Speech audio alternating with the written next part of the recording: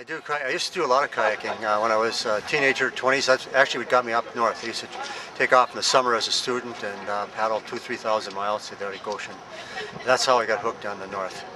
You've spent thousands of hours, thousands of miles on a sled dog exploring the Arctic, the Antarctic, Greenland. Have you ever thought of doing a sled dog marathon like John Bear Grease? No, I'm not a racer. I like the strategies of racing, but the type of dogs that I use are totally different, large pack dogs, so I'm pretty much an expedition person to get up way in the north, way into unknown country. And of course, dogs are the best transportation for that. You're here as a guest today for the Green Expo as the keynote speaker. What are some of the things you're going to talk about today to the crowd in Duluth? Well, you know, what's going on in the Arctic, unfortunately, is unknown to most people because of the remoteness. And I'm going to give my eyewitness presentation of what I've seen firsthand in the Arctic and polar regions to show people that global warming is real, it's happening now, it's something that we've got to take serious this election. Hemp clothing, of course, organic clothing is extremely important. Organic hemp is really great because we can grow it locally. It's grown in Canada, it's not allowed here to grow in the United States, but we can grow it organically. It also, I must add, would be a great biomass. So hemp is part of the equation. It's an organic product that grows on real marginal lands. I mean, one of our goals here with biomass is to get away from food. And hemp grows on very poor soils, and it's ideal for that. My name's John Doberstein. I'm a volunteer for the Sierra Club, environmental real estate agent, community activist, but most importantly, I'm a proud citizen of this beautiful city of Duluth in the Northland here. Woo! Yeah! Today we're gathered for a Clean Energy Solutions rally, and we are going to call on Congress to push a balanced renewable energy policy that's going to move us towards clean energy solutions and away from oil dependence and offshore drilling. We are just thrilled and so fortunate to be joined today by the world famous polar explorer, Mr. Will Steger.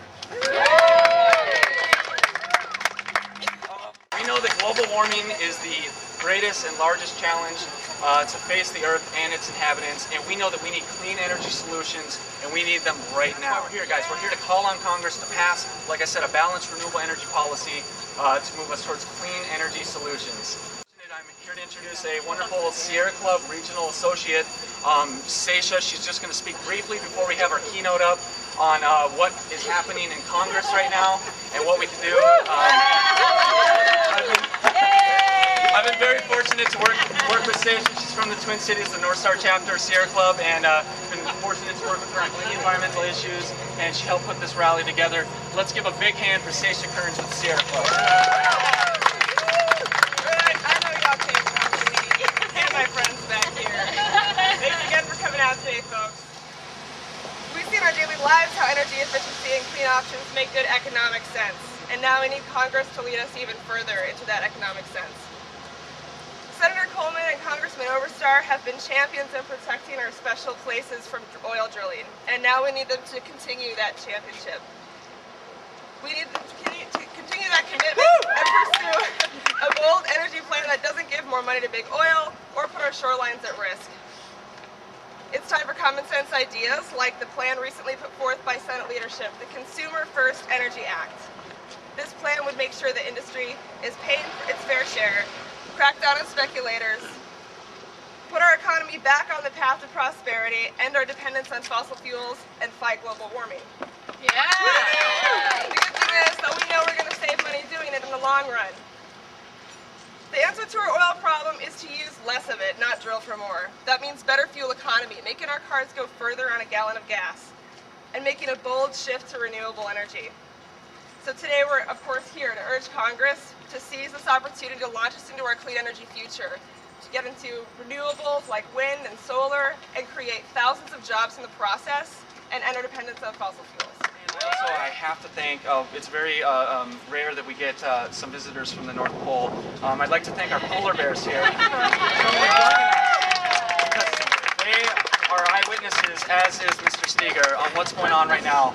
An educator, polar explorer, photographer, writer, lecturer, and Minnesotan.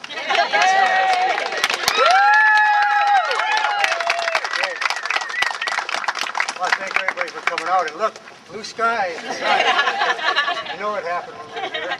We're on the right track. I think it's extremely important that we separate global warming from partisan politics. That's both left and right, and the center. It's real easy to get sidetracked here, but we have to face up to the reality of global warming. I mean, I've seen it firsthand. And just last week, during the Republican convention, last week alone, we had 2 Category 4 hurricanes in the Caribbean. I don't think that's ever happened. A large ice shelf on northern Ellesmere, called the Markham Ice Shelf, 500 miles from the pole, northernmost part of the continent, unexpectedly broke up last week. I mean, I got a call on Wednesday and said you wouldn't believe what happened 18 minutes ago. The Markham broke up. Just on that recently.